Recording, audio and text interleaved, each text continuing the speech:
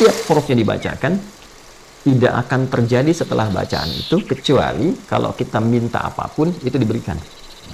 Bahkan kalau nanti ada hamba yang kurang yakin, imannya dipertanyakan. Sedang berdiri, masih berdiri, belum selesai sholat, turun malaikat. Kalau hamba berkata iyyaka na'budu wa iyyaka nasta'in, maka Allah langsung menjawab. Perhatikan jawabannya. Ini perjanjian antara aku dengan hambaku, dan kalau hambaku benar sampai bacaan ini, apapun yang dia minta aku berikan.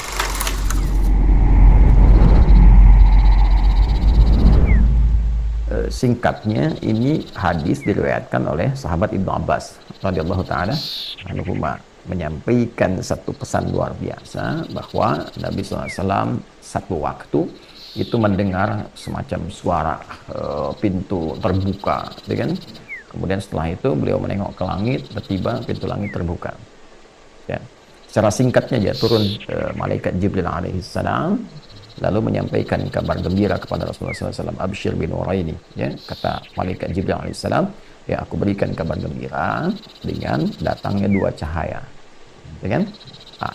Dua cahaya ini khusus diberikan kepada Muhammad SAW dan tidak pernah diberikan pada nabi-nabi sebelumnya. Apa itu dua cahaya itu? Surah Al-Fatihah dan penutup surah Al-Baqarah. Ya, nanti di hadis terusannya kalau kita baca itu detailnya itu dua ayat terakhir surah Al-Baqarah. Amanar Rasul sampai la yukallifullahu nafsan illa wus'aha. Nah, komen yang paling menarik saya ingin tunjukkan di akhirnya tuh, yang kalau dibacakan setiap hurufnya, ya, setiap hurufnya dibacakan tidak akan terjadi setelah bacaan itu kecuali kalau kita minta apapun itu diberikan. Ya, kalau benar bacanya ya. Nah, lihat nih komennya. Ya, bismillahirrahmanirrahim. Qala, saya sampai ujungnya saja, ya. Lan taqra'a bi harfin minhuma illa u'titahu. Tidaklah engkau membaca satu huruf pun dari dua surah itu, Al-Fatihah dan Al-Baqarah, khususnya yang terakhirnya, dua ayat terakhir itu, ya. Illa u'titahu, kecuali kalau engkau kemudian berharap sesuatu, berdoa minta sesuatu, setelah itu berpotensi dikabul kalau benar berdoanya, ya. Nah, sekarang hadis ini memberikan kesan bahwa surah Al-Fatihah dan surah Al-Baqarah, ya, khususnya dua ayat terakhirnya, kalau kita ambil Al-Fatihahnya dulu, ya, karena pertanyaan tadi di Al-Fatihah, ini memiliki keutamaan yang bisa digunakan untuk tawassul. Tawassul itu menjadikan amal soleh sebagai perangkat yang kita mohonkan dengan amal soleh itu kepada Allah untuk mengabulkan doa atau memudahkan apa yang akan kita kerjakan atau menggapai apa yang kita harapkan. Ya, dari mana Ustadz itu konsep tawassul adanya? Allah langsung sampaikan. Di mana? Surah Al-Maidah ayat berapa? Ayat 35. Ya ayyuhalladzina amanu taqullaha wabtaghu ilaihil wasilah. Hai semua orang yang beriman, ya kan? Tingkatkan takwamu kepada Allah dan carilah dengan amalan takwa itu wasilah. Wabtaghu ilaihil wasilah. Jadi kalau rezeki misalnya ingin sesuatu, ya, yang dimudahkan oleh Allah, mau kerja nih dapat kemudahan, istri mau lahiran tadi kan, nah, biasanya fitrah kita kan minta berdoa kan, ya? Nah, doa itu bagian dari tawassul, amal soleh, itu fitrah manusia kan, kalau dia merasa lemah dia minta kepada Allah kan, kepada Tuhannya kan, Rabbul Alamin. Nah, doa ini bagian dari tawassul. Nah, apa yang dibaca dalam doa ini? Di antara sekian yang bisa kita bacakan dalam doa, surah Al-Fatihah. Nah, jadi Al-Fatihah ini bukan sekedar surah yang diturunkan, ya, surah biasa, tapi surah ini juga bisa berperan sebagai wasilah, ya, yang kita bisa tawassulkan, memohon kepada Allah dengan bacaan surah itu, bahwa Allah mengabulkan hajat kita, mempermudah urusan kita, ya kan? Mengantarkan apa yang kita harapkan, mendatangkan apa yang kita inginkan. Itulah peran Al-Fatihah. Yang nerangkan siapa? Rasulullah SAW. Nabi dari mana? Malaikat Jibril. Kemudian yang meminta kita membaca itu, bagian dari tawassul, siapa? Allah langsung, Rabbul Alamin, Tuhan kita. Jelas ya? Nah, ini diantara rahasia kenapa kemudian Al-Fatihah dibaca dalam sholat. Fungsi sholat apa? Ya, betul. Dia ada 5 fungsi sholat, ya, yang paling pokok, dan itu ada di dalam Quran. Di antara 5 ini, menariknya kita kan sholat 5 kali yang pokok kan, yang fardu kan. Nah, 5 kali sholat, ada 5 keutamaan dalam Quran. Yang paling pokok tentang sholat. Di antara 5 itu, bila sholat kita benar, itu mempercepat terkabulnya doa. Contoh, Quran surah ketiga Ali Imran ayat ke-38 sampai 39. Nabi Zakaria kan kisahnya viral kan? Ya kan?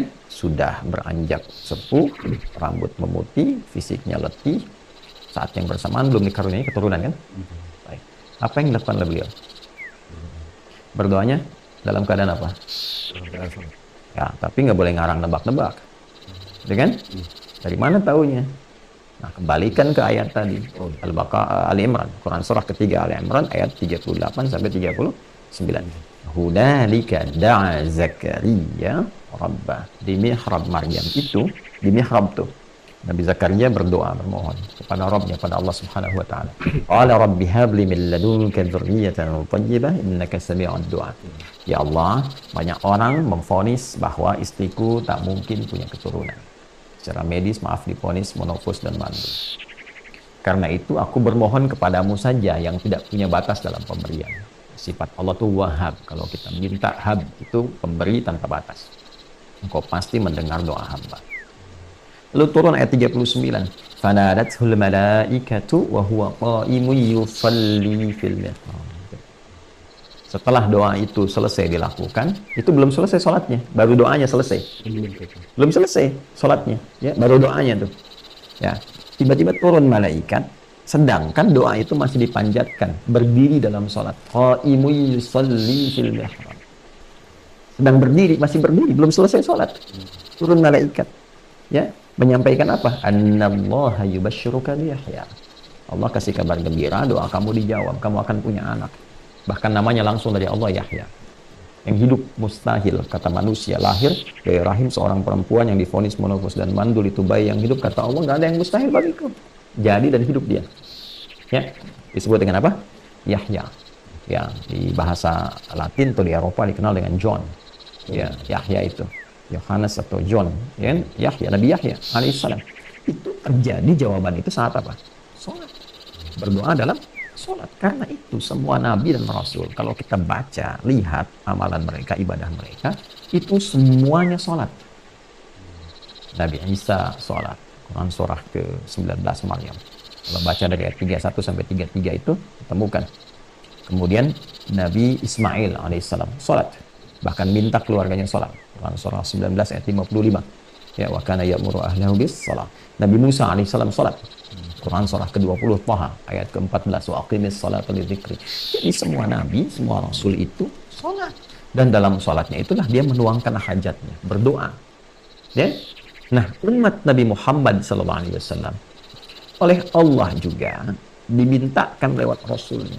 Langsung dicontohkan. Rasul mulia paling agung, Rasulullah SAW, Nabi Muhammad SAW, diminta oleh Allah, diperintahkan menunaikan sholat, diajarkan oleh malaikat Jibril begini caranya sholat, dan di dalamnya ada permohonan hajat. Ya. Karena itu ketika ayat pertama yang membawa perintah sholat, ya, bukan menunjukkan tentang pendirian sholat, tapi membawa perintah sholat. Kalau pendirian itu biasanya dikaitkan dengan iman lalu mendirikan sholat. Seperti Al-Baqarah ayat 3. Alladzina yu'minuna bil ghaibi wa yuqimunas sholat. Kan? Itu konteks mendirikan sholat, kaitan dengan iman. Tapi ketika diperintahkan ya, sholat untuk ditunaikan yang tidak dirangkai amalan lain seperti zakat, wa aqimus sholat wa atuz zakat, dan berdiri sendiri dalam sholatnya, itu perintahnya disertai dengan permohonan hajat. Al-Baqarah ayat 45. Wasta'inu bis-sabri was-shalah. Wa innaha lakabiratun illa 'alal khashiyin. Jika engkau punya persoalan, punya hajat dalam hidup, terima dulu persoalan itu sebagai ujian dengan kesabaran. Terima, karena Allah menguji itu untuk meningkatkan kualitas hidup, bukan untuk merendahkan. Ya, lalu engkau minta solusi kepada Allah lewat sholat. Ya, bahkan kalau nanti ada hamba yang kurang yakin, imannya dipertanyakan. Karena itu di Al-Baqarah ayat 153 ditekankan lagi dengan kalimat imannya. Ya ayyuhalladzina amanu ista'inu bis-sabri was-shalah. Innallaha ma'as sabirin. Jadi kata Allah, wasta'inu. Minta solusi, minta pertolongan dari hajatmu itu.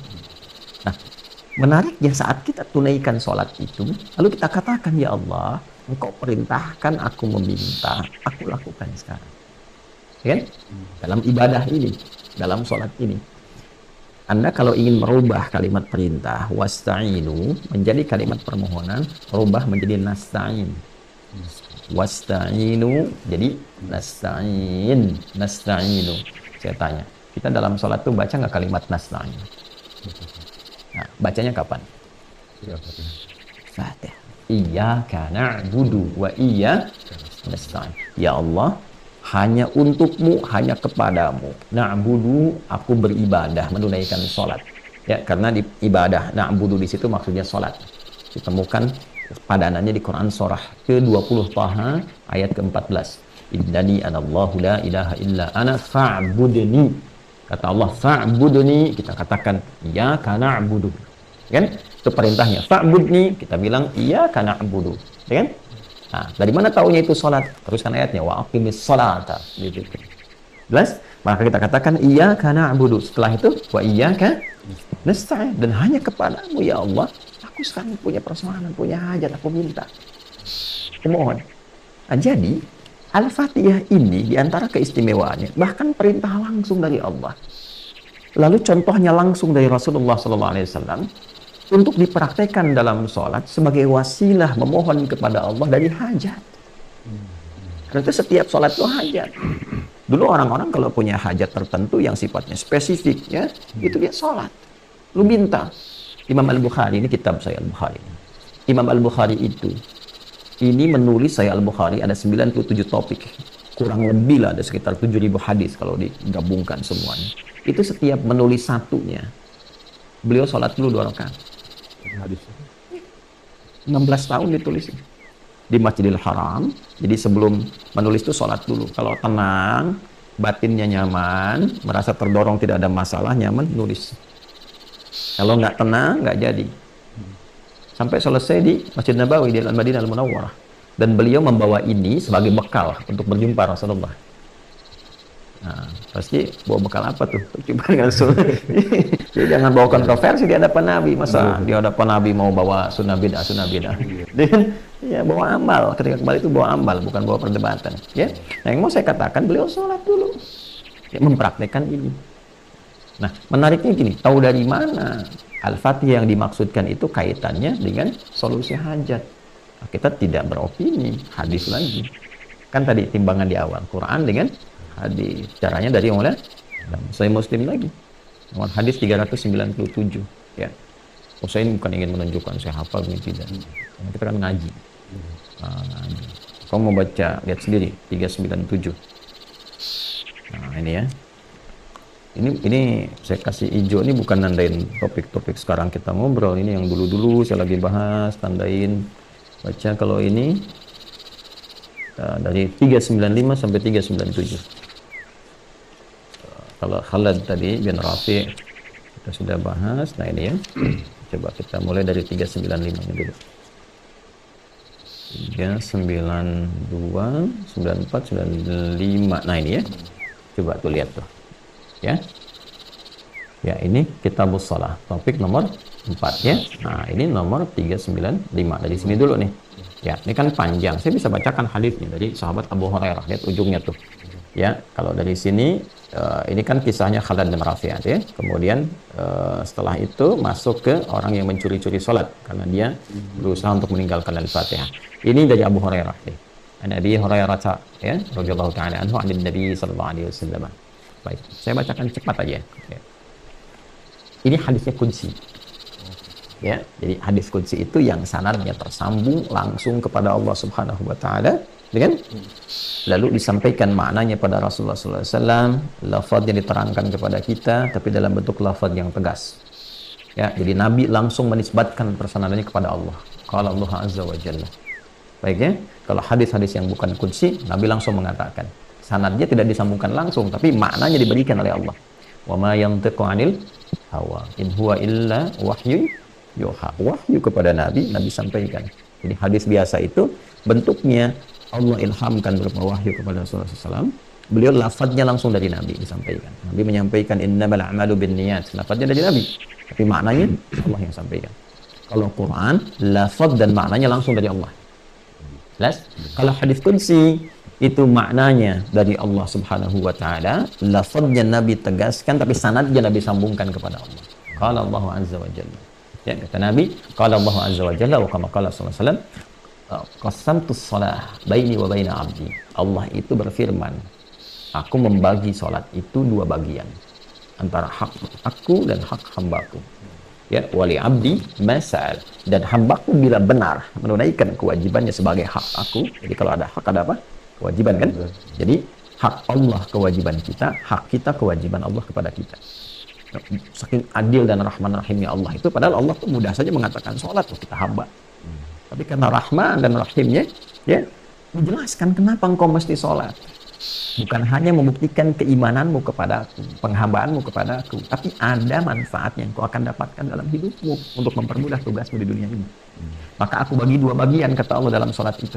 Ya, kemudian ada bagianku, ada bagianmu nih. Wali abdi masal. Kalau engkau benar menunaikan kewajibanmu itu, aku berikan kewajibanku untuk memberi kepadamu apapun yang kau inginkan. Ya, selama itu baik untuk urusan dunia akhiratmu. Jadi ada posisi dalam sholat itu yang kalau kita benar, itu Allah mengabulkan apapun yang kita minta. Selama itu ada maslahat dunia akhirat. Jelas? Baik, kapan itu dimulai?